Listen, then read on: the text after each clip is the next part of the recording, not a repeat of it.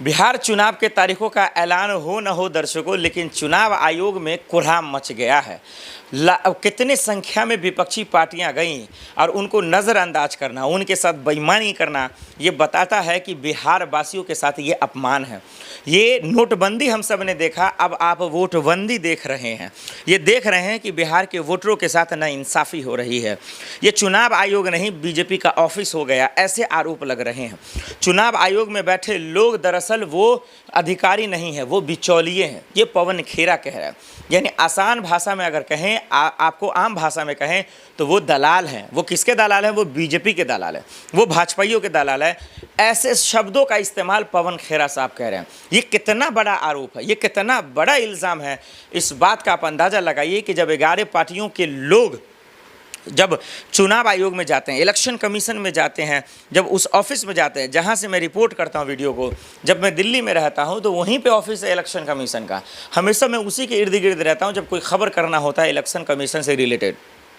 बड़ी बड़ी बिल्डिंगें हैं, तो कह रहे ये बिल्डिंगें क्यों हैं, इस पर इलेक्शन कमीशन क्यों लिखा है, इस पर बीजेपी का ऑफिस लिख दिया जाए, इस पर बीजेपी का दफ्तर लिख दिया जाए। ऐसी बातें पवन खेरा कह रहे हैं।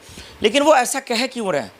ऐसा क्या हो गया भाई अचानक से कि चुनाव से पहले प्रशांत किशोर, तमाम लोग कह रहे हैं कि ये निष्पक्ष जांच नहीं है। राहुल गांधी, तेजस्वी यादव, अखिलेश यादव, कन्हैया कुमार, तमाम लोग चुनाव आयोग के पीछे पड़ गए हैं। क्या चुनाव आयोग गलत है? क्या चुनाव आयोग विज्ञ है? क्या चुनाव आयोग पर गलत आरोप लग रहे हैं? इन तमाम जो है आरोपों का दलील हम आपको देते हैं, सबूत देते हैं, बताते हैं कौन झूठा कौन सच्चा और बिहार चुनाव कौन जीत रहा है। क्या भाजपाइयों को, क्या मोदी सरकार को, क्या अमित शाह जी को, क्या नीतीश कुमार को डर तो नहीं लग गया? क्या एक खौफ तो नहीं बैठ गया? क्या बीजेपी एक कोई नई स्ट्रैटेजी तो नहीं तैयार कर रही है?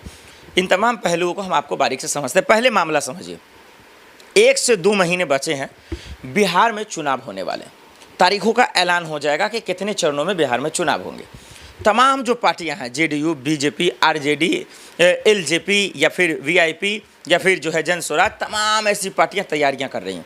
सब अपने अपने दम लगा रही हैं, सब अपने अपने दावे ठोक रही हैं, हम जीत रहे हैं तो हम जीत रहे हैं।